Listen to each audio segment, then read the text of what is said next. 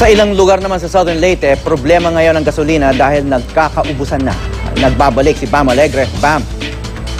Ari, magandang umaga. Kung napanood niyo yung report sa Ormoc, after niyan, bumalik tayo sa Maasin sa Southern Leyte, which is 4.5 hours away. At mas okay kasi rito sa Southern Leyte, mas stable na yung dahil hindi zero casualty sila sa kasagsagan ng bagyo. Pero ang problema natin dito, kung doon sa report, nakita natin na mahaba yung pila. Ngayon, wala nang pila kasi sarado na yung mga gasoline stations at sa Kalakhan pa rin ng Southern Leyte. Lalo na rin sa Leyte, wala pa rin kuryente. At ang sabi ng lokal na pamahalaan, lalo na doon sa may bandang Ormoc, situation may become worse.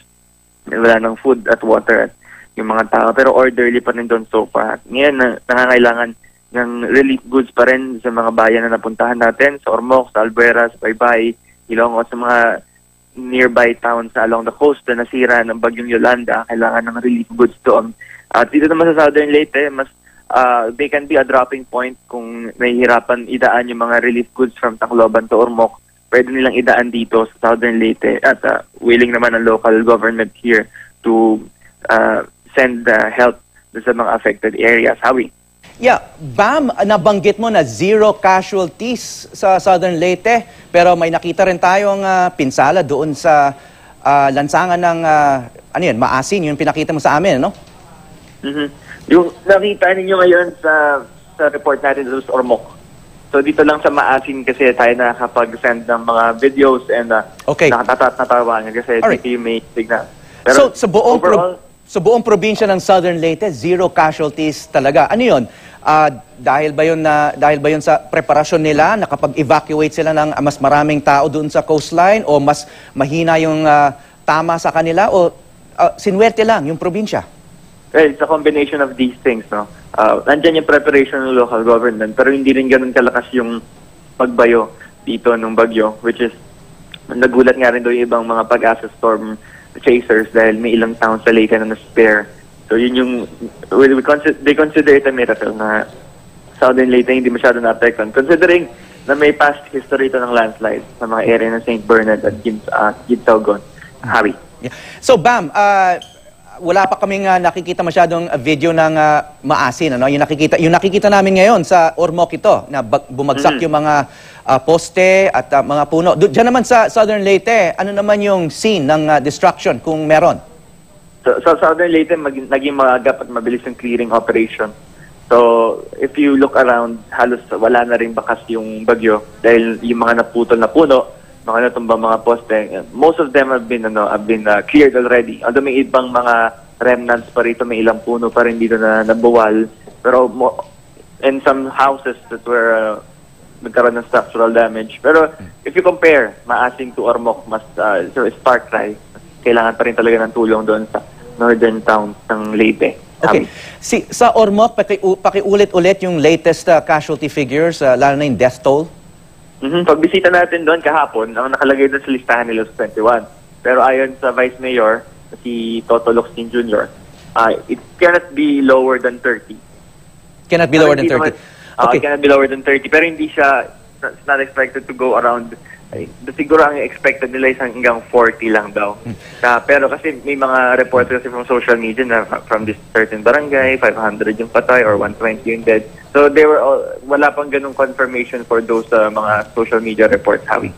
Yeah, Bam, alam natin na sa Tacloban City halos hindi na nagpa-function yung lungsod dahil pati mga local officials, yung police, mga health workers na biktima rin at saka yung kanilang mga pamilya. No? Sa Ormoc ba, gaano kalawak yung destruction? Katulad ba ng sa Tacloban o may nagpa-function pa rin na city services, mga local officials, mas kumikilos, mas visible? Well, hindi may tatanggi na yung structural damage was very wide talaga doon sa Ormoc. Although doon sa City Hall, na nasira ng medyo considerable, nag-ooperate pa rin yung lokal na pamahalaan. May command center pa rin sila doon, receiving queries from their residents. Although, doon sa nearby barangays, may mga ilon daw na hindi pa passable at lalo na yung mga mountain barangays, hindi pa yon maabot. They were comparing, di ba? We remember merong Ormoc tragedy noong 1991. Doon sa Ormoc tragedy na yun, maraming lives lost pero yung structures almost intact. Reverse daw ngayon, mas marami yung structural damage, pero if you compare daw yung loss of life, parang hindi daw ganoon karami sa Ormoc. Kumusta naman yung security situation? Kasi may nababalitaan tayo ng mga incidents of looting sa ibang lugar, no? Diyan naman sa Ormoc, kumusta naman yung peace and order? At since pumunta tayo, may mga pila pa rin doon sa mga important establishment like mga food at gasoline stations, and may mga umiikot pa rin na military men, at meron din mga nakaposte sa gasoline stations in the event na magkagulo yung pila. Kasi nga, medyo mahaba-haba na. Ayun, hindi din tayo makapunta doon hawi ngayon sa Ormoc dahil sarado na yung gasoline stations. It's 5 hours away, and baka ma-stranded tayo sa Ormoc. So yun yung nag-iantay pa tayo, baka bukas daw magka-supply ng fuel dito sa Southern Leyte ayon sa Governor Hawi. Yeah. Okay. Diyan naman sa Maasin City, gaano kalayo yan sa Tacloban at nagfa-function naman ang city government at services? Dito, it's city government and functions are working okay, and they are actually welcoming yung help.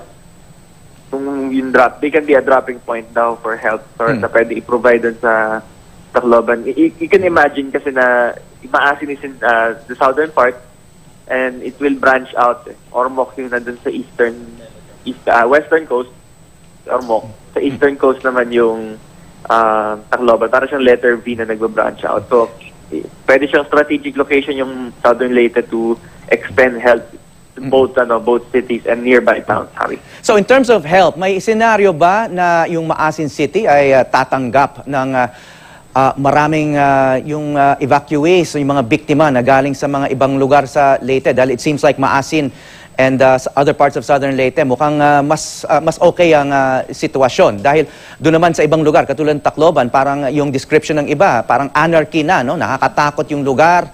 Meron pa raw nanggagaling sa ibang lugar para mag-looting, magnakaw, pati yung subdivisions daw, no? So, meron na bang mga suggestions na umalis na yung mga residente sa Tacloban at ibang lugar na malapit doon na nag-experience na ng ganung klaseng chaos at pumunta doon sa mas maayos na lugar na may peace and order katulad ng Maasin City at ibang lugar dyan sa Southern Leyte? Well, Harry, as we experience here, kaya nagkaubusan din dito sa Southern Leyte kasi dito nagsipuntahan yung mga from nearby towns. Ngayon, dun sa Tacloban, kasi may relatives din ako sa Tacloban, and parang aming napag-usapan ni sana ma-relocate niya doon habang magulo doon sa safer places like Cebu. Southern Leyte can be an option, pero ang problema nga, Hawi, yung diesel, yung gasolina, it's hard to come by kasi mahaba rin yung biyahe from Tacloban to Maasin. And yung via sea, mga mas viable option, Tacloban to Cebu or ano. Pero yun nga, medyo nagkakaubusan tayo rito ng fossil fuels, kaya nahihirapan din bumiyahe yung mga nandun sa taas, Hawi. Okay, maraming salamat, Bam Alegre. Ingat kayo dyan.